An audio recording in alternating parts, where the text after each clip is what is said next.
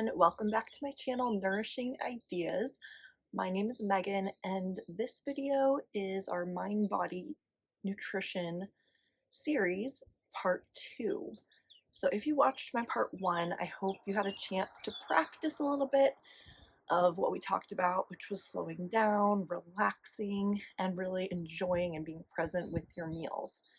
Now this video is going to be a little different because it's going to be a little more information or fact based, even though I mentioned we are overloaded with facts, right?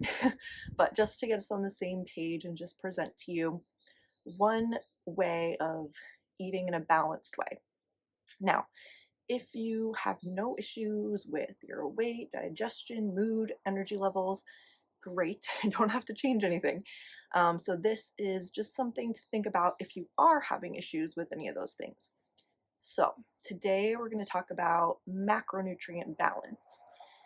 So what are macronutrients? Those are just basically the foods we eat the most in the most bulk in our diets. So you've heard of them. They are carbohydrates, proteins, fats, and even water.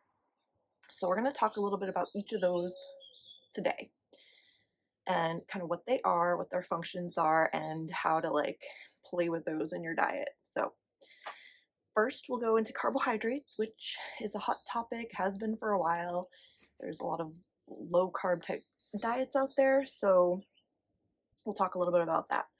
First, what are they? So they are, a lot of people will think of carbohydrates as more processed foods like breads and pastas and all the sweets, which they are, but they also include more whole foods like fruits, vegetables, especially the starchy vegetables like potatoes and some squashes, and they include dairy, contains carbohydrates, especially the milks, not so much the cheeses, but yogurts.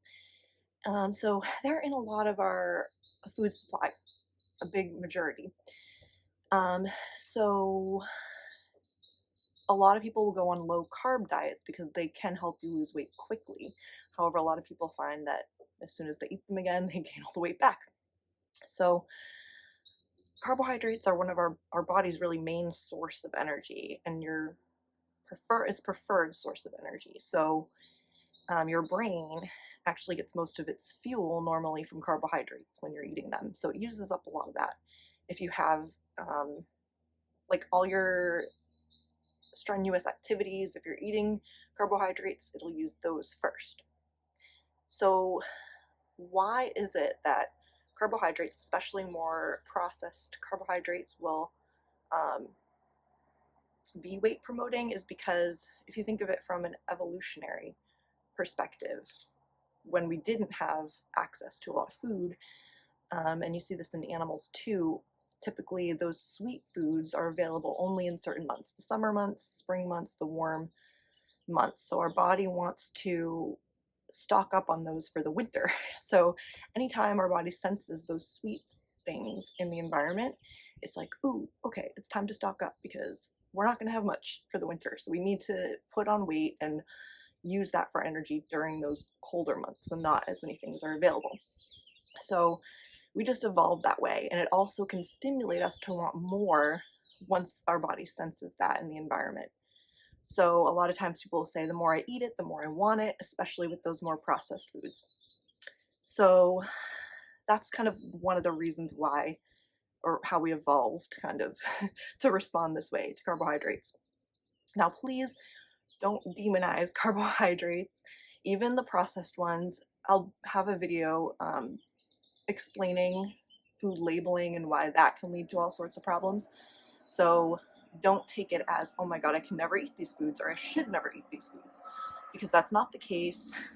I eat these foods. It's really about quantity and you just noticing how these affect your body. We're not going to get into the really psychology and how necessarily some ways to do this. This video is more about the facts of what happens. So yeah, the next macronutrient is protein, and these are found in meats, fish, dairy again, that contains a lot of different things. Um, Also plant-based sources like soy, like tofu, nuts, seeds, also the nut butters, lentils, beans. So you can find it in a variety of foods. Even vegetables have it. So if you eat enough quantities of those things, you're actually still getting protein. So you don't have to worry about like counting out your grams unless you have like a specific condition where you have to do that. But you don't have to do math to have a healthy relationship with food and your body. And don't remember that adds usually more stress. And we know what stress does if you watched my other videos. So if you want to see, okay, just check your meals and notice, am I getting some protein in here? Typically, if you think of it, a serving size is about the size of your palm, not your whole hand, but about the size of your palm. So you can kind of estimate. And the reason why this is important is because the proteins contain amino acids that are really the building blocks for everything in our body. Hormones and neurotransmitters and muscle mass and all of that stuff. So it also helps our body regulate appetite and cravings. So if you're mostly getting more of those carbohydrate foods, you're going to notice you're craving more food over the day, whereas the protein helps you feel more satisfied and actually maintains a steady energy level. It also helps with regulating blood sugar, which also helps with our regulate our energy levels and how we feel, as well as the weight regulation. And not getting enough can also lead to inability to lose weight actually over time. Now, you don't need, again, tons in your diet, but again, just kind of check and see what you've got in your meals. Let's see. Now, the other one is fats, and there are different types of fats. Some are essential fats, meaning we absolutely need to get them in our diet. And if we don't, over time, we'll die. So we definitely need them in our diet. There are other kinds that we don't need so much, which are mostly found in the processed foods. Trans fats are the ones that we do want to limit. They're the man-made ones completely. They're a little bit found in nature, but they tend to be better for us. So these you can find in a lot of the processed baked goods and fried foods. So you won't find them in like your homemade baked goods unless you cook with uh, shortening like Crisco. That's all pure trans fat, just a heads up. So the ones that are essential are the ones you get from sources of foods like fatty fish, like salmon or mackerel or tuna. You can get them from olive oils and olives, from nuts and seeds, from avocado.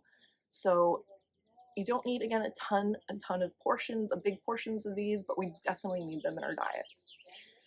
So if you think about portion sizes, let's say you have a pile of carbohydrates, proteins, and fats, and they're all the same exact volume of food. The fats will have more calories in that same amount than the proteins and the carbs. So that's why you don't need them in as big of quantities as you do the protein and the carbohydrates. But a little bit is good. And in fact, if we don't get enough fats in our diet, then it can lead to all sorts of problems because we need those for building our nerves, our brain, all the neurotransmitters, hormones, sex hormones, you name it. So it can lead to mood issues if you aren't getting enough, more cravings. It can lead to dry skin and hair and some redness in the face. And it can actually lead to inability to lose weight and even promote weight gain in some cases. So that's why those are important. Let's see. There is also, you probably heard of starvation mode, which is where when your body isn't getting enough, either of calories or of any one of these particular nutrients, the body basically senses, hey, there's not enough food in our environment, where we need to really conserve what we have in our energy. Everything we take in, we need to conserve because, we're in famine. We're not going to get enough. It doesn't know that there's all this food available and you're choosing not to eat it. It just thinks, hey, we're not getting enough, so we have to conserve. Now, if you really don't eat, any or very, very low calories over a period of time, you are going to lose weight just because there's not enough for your body to conserve. But if you're eating kind of on that border of like too little, but not enough to like um, completely deplete yourself, you'll notice over time your body's going to slow down its metabolism, which it does even if you have very little food, and you're not going to be able to lose weight. Your metabolism, you're also going to break down muscle mass, and muscle mass is what burns the most calories in the body. It's like a calorie burning machine. So that's why when your body's sensing, okay, not enough, oh, we got a whole mess of muscle here, so let's use that for energy. So then let's say you're on like yo-yo dieting where you go on really low calorie or low protein fat diets for a long period of time. Then if you go off that diet and you start eating normally again, your muscle mass is depleted, so you'll notice you gain more of that as fat, and your metabolism is slower because you don't have that muscle mass. So it can lead to a vicious cycle. When I've seen it a ton of times where people will lose weight, gain it back, lose weight, gain it back, but they tend to gain more each time they go off that diet. So this is why we want to make sure we have enough of all of our um, nutrients and calories in our diet. Now, if you're already one of those people and you've been on all those diets and you've gained more back, don't mean you're doomed. It doesn't mean you're doomed. Just start getting enough. Even if you're feeling like you're gaining weight, over time, your body is going to realize, hey, we actually have enough food and it's been here for a while, so we can start to relax and speed back up our metabolism. And you can also work on rebuilding that muscle mass through eating enough protein, but also exercising your muscles, because that will build when you're getting enough calories and protein. Then your body's going to start to build back that muscle the more you work it. All right, now the last one we talked about was water. So obviously we're made mostly of water. We need water. And if you're not drinking enough, that can also lead to cravings and actually an ability to lose weight, because all of our body's reactions usually they take water. You need water to make those happen. Even our metabolism needs that to break down things and use them efficiently. So we do need water, enough water. It doesn't mean you have to measure out your water all the time, but a good rule of thumb is check your pee. And if it's a light yellow to clear, not really dark, then you're probably getting enough, and it can change day to day. So there's not like one set rule, because if it's hotter out, you're sweating more, maybe you're exercising more, you're gonna need more. So just kind of see, and you could also be, again, the dry skin, that can be a sign that you're dehydrated, low energy. So again, none of these are things that everyone needs to do, except for the things that are essential in our diet. We definitely need those. But again, if you have no complaints, then don't have to change anything. But if you're noticing any of these things that I mentioned, then just take a look at what you're currently doing and see where you fall. Like what could you use more of? What could you use less of? And again, try not to demonize or like put anything on a pedestal, because that's not what we're trying to do here. It's just kind of an overview of assessing where you're at. No judgment, just kind of see, what does my typical diet contain or maybe lack or get too much of? And I would love to hear in the comments kind of where you think you fall. Is there anything here that was new for you?